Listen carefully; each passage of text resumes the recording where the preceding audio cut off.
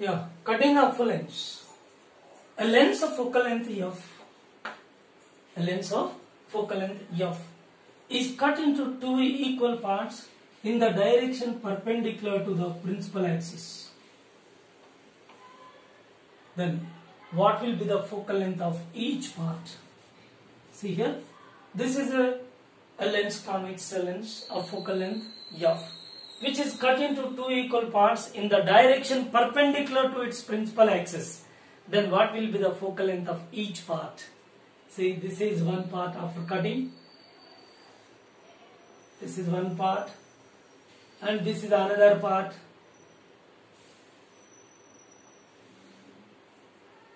This is another part.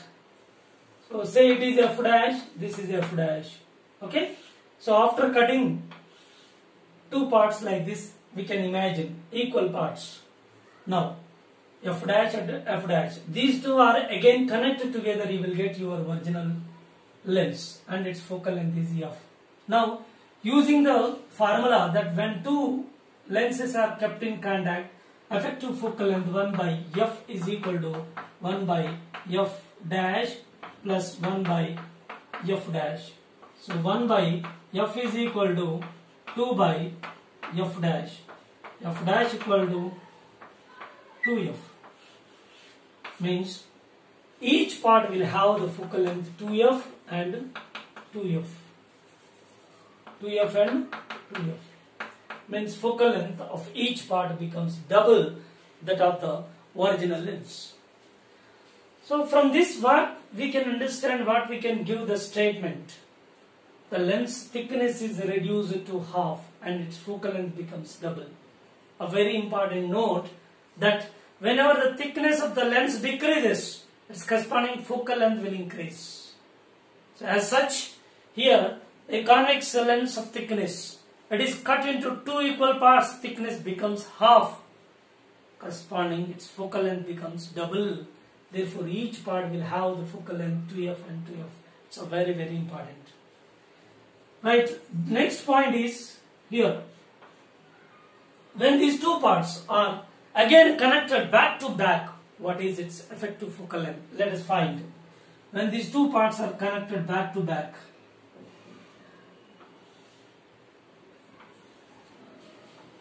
like this, it is f dash, it is f dash. So what is its effective focal length? Effective focal length is equal to, so 1 by f dash plus 1 by f dash. So 1 by effective focal length equal to 1 by f dash is 1 by 2f plus 1 by 2f. Then simplifying this, 1 by effective focal length equal to 2 by 2f gets cancelled. Effective focal length will be f. So what is the inference? And finally we conclude that whenever a lens is cut into two parts in the direction perpendicular to its principal axis, then afterwards these two parts are connected as it is, are connected back to back, so the original focal length would not be altered. See, both are connected directly, then this resultant focal length is giving f. When these two are connected back to back again, so effective focal length is calculated, that is again equal to focal length of the original lens. So there is no difference at all when they are connected directly or connected back to back. So that never alters the focal length. Its original focal length remains same. Okay. So this is a very important point related to cutting of lens. So next go for one more point. If the lens is cut into two equal parts in the direction parallel to the principal axis, or a lens is cut into two equal parts along its principal axis, like this, then what happens? You will get two parts. See, this is one part and this is another part. So focal length of each part remains same. That never alters. So when a lens of focal length f is cut cut along the principal axis, then each part should have the same focal length as that of the original lens. That never alters. Focal length will not be changed. Even if it is cut along the principal axis or anywhere parallel to principal axis. Suppose this is a lens. Okay. Now a small part, its focal length is f. A small part is cut over here, and this is a small part. Okay. Its focal length is f, and remaining portion is here. This is the remaining portion. Its focal length is also f. There is no such condition at all whenever it is exactly cutting along the principal axis. Then focal length will be same. No. So it is cut along the principal axis or cut parallel to the principal axis anywhere. No need to cut it equal parts. So one part is smaller than that of other part even then. So each part will have the same focal length, that never be altered.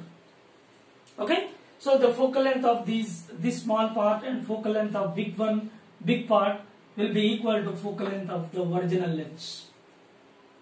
But the intensity of the image formed will alter. That changes. How?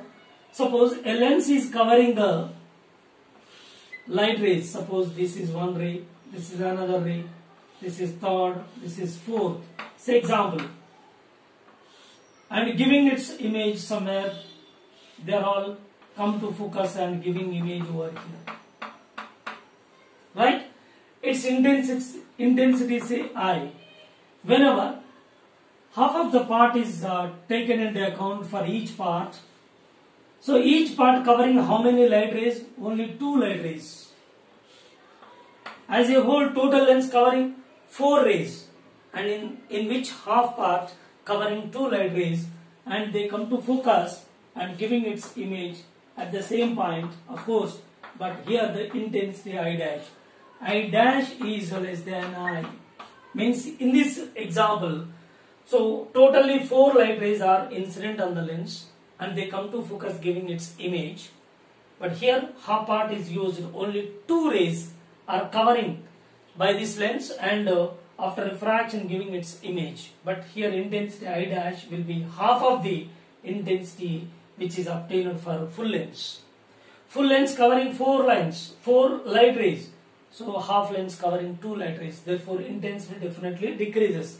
It becomes half in this case. In this example, we can understand like that the intensity will be half. Why? Because the number of light rays which are exposed to the part will be reduced when compared to the original lens, so that its intensity decreases, but focal length, focus point, distance of focus point f, distance of focus point f, that will not be altered. Therefore, if a lens is cut along the principal axis or parallel to principal axis, whether they are equal parts or unequal parts, but each part should have the same focal length as that of the original lens. Okay. The next go for another point.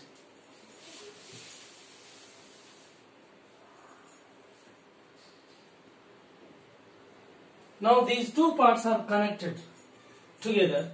Then what is the result? Let us see. On this part and another part, both are connected as shown in the diagram in the same sense. Now what is the effective focal length? This is f and this is f. These 2 are kept in contact. Effective focal length will be 1 by f plus 1 by f, which gives 1 by f effective equal to 2 by f. F effective equal to f by 2. When these 2 equal parts are connected as shown in the diagram in the same sense, then the effective focal length becomes f by 2, half of the focal length of the each part. Already we discussed this point which is relevant to thickness.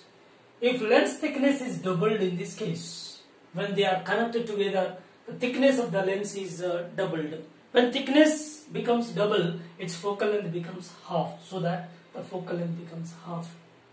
Okay. Now, in the next case, suppose these 2 are connected in reverse sense.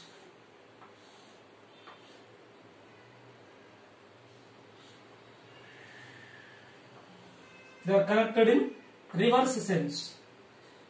So whenever it is connected in reverse sense, what is the effective focal length of this combination? 1 by f effective is equal to 1 by f minus 1 by f, because it is connected in reverse sense. Therefore 1 by f minus 1 by f. 1 by f e is equal to 0. From this f e is equal to infinity. So this is possible whenever radius of curvature is, see here, 1 by f, this is 0, f is equal to infinity. F is equal to infinity. Therefore, radius of curvature is also infinity. R is infinity. Means, so this combination act as simply a glass plate, not as a lens. It act as simply a glass plate. For a glass plate, radius of curvature is infinity. Corresponding focal length is also infinity. No question of focal length. No question of lens behavior. So this combination lose the lens behavior. It act as a glass plate. Next, when we go for another case, whenever a lens is made of different materials. See here in this case, so half portion. This portion is made of one kind of material, and this portion is made of another kind of material. Then, if an object is keeping over here, so how many images are obtained on another side? So here these two parts are made of same materials, different materials. So which are keeping, so that is which are keeping are extended along the principal axis. This is one portion. This is another portion. These two are extended along the principal axis. And if the lens is made like this, then its image is formed only one for a single object. Object is single, corresponding image formed is only one. So here two materials are used in this case. Suppose if a lens is made of different materials like this. So this is one kind of material, and here it is another kind of material, and next one this is another kind of material. Three different types of materials are used. So in this case, so for a single object, how many images are obtained? So there are three images. See, this portion is giving one image. It has its own focal length, focus point, say example, and this is also having its own focus point, and this will have its own focus point. So different focus points are there. For sake of understanding, I am showing like this. Of course, depending upon their refractive index, the focus point will change in accordance with 1 by f is equal to mu minus 1 into 1 by r1. Suppose if it is equiconvex lens, 2 by r. Based on this, r would not be altered. R remains same for each part. This part, this part, and this part. Radius of curvature is fixed. 2 is constant. Here mu. So as mu changes, focus point changes. Therefore, for this material focus point, and for this material focus point, for this material focus point, these three are different focus points. Therefore, f1, f2, f3. So finally, for a single object, we will have three images. Three images. If a lens is made in such a way that the parts are which are parallel to the principal axis. This is one part. It is made of one kind of material. This is another part, and this is third part. These materials are made by different materials. This lens is made by different materials. These are parallel to the principal axis. Now, so for a single object, we will get three different images. Whereas in this case, for a single object, so image will be single. So no question of more than two images. For single object, single image will be obtained in this case. Here, number of images increases. Okay. So next point is whenever we go for a lens of focal length f, a lens of focal length f. Say it is a problem. It is taken as a problem. Okay. This lens is cut into 4 equal parts. Suppose it is a convex lens of focal length f, which is cut into 4 equal parts. One is along its principal axis 2 parts, and also perpendicular to its principal axis 2 parts. This is one part, second, third, 4 equal parts. These parts are connected as shown in diagram. So this is first part, again this is second part, and again this is third part, and again this is fourth part. 4 parts are connected as shown in diagram. So what will be the effective focal length of this combination? As we know that whenever it is cut along the principal axis, focal length would not be altered for each part, and cut perpendicular to the principal axis, focal length will be double. Therefore this is 2f, this is 2f, this is 2f, this is 2f. Therefore 2f, 2f, 2f and 2f. So effective focal length will be, effective focal length is equal to 1 by 2f plus 1 by 2f plus 1 by 2f plus 1 by 2f, and 1 by f effective is equal to 4 by 2f. 2 2 f effective is equal to f by 2. This is effective focal length of the combination. Of course, so this is the 2f each part, 2f, 2f, 2f, 2f, all are connected together. So thickness becomes 4 times. Thickness becomes 4 times, and its focal length reduces by 4 times. Simply, logically we can take it as 2f is the focal length for each part. The thickness, by joining 4 parts together, the thickness becomes 4 parts. Therefore, focal length will be f by 2. This is the effective focal length. After cutting the lens by 4 parts, that is 1, 2, 3, 4, or joining them together, you will get effective focal length f by 2.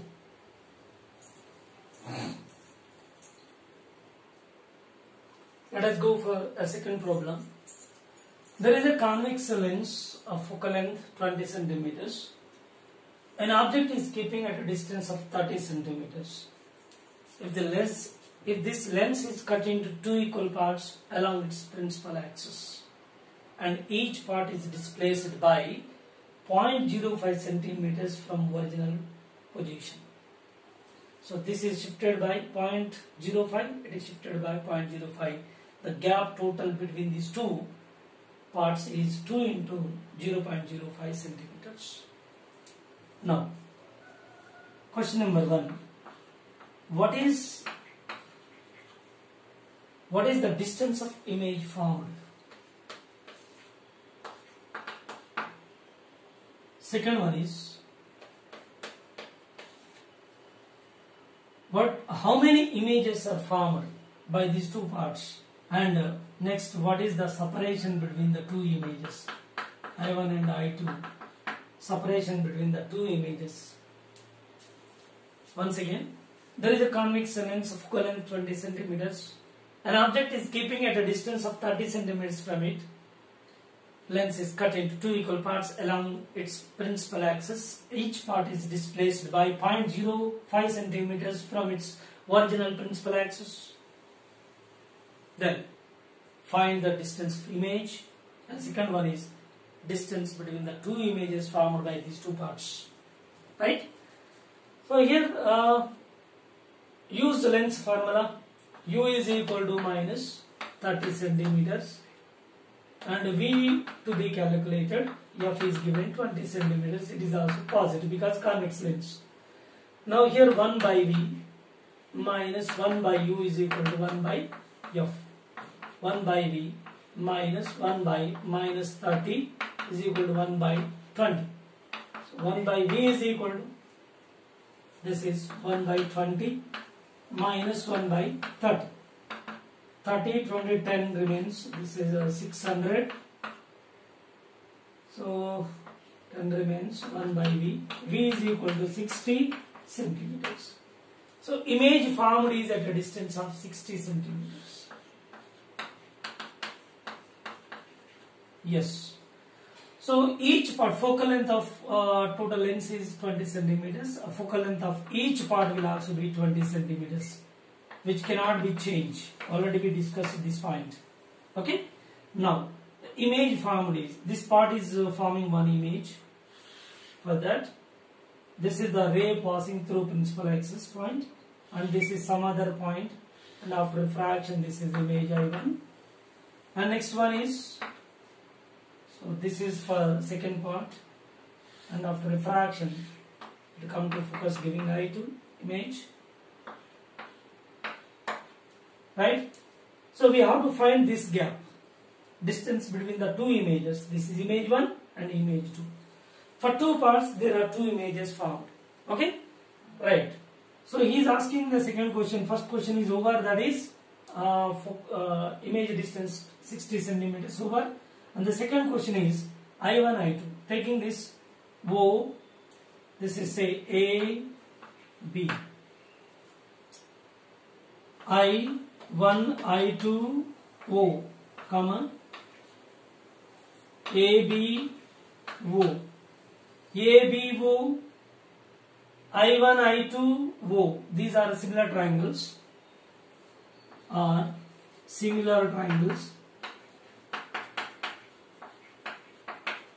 Therefore, I1 I2 by AB, which is equal to, from here to here 30, this is image distance 60 already calculated, this is 60. 60 plus 30, this is 90 by, from here to here it is 30. 3.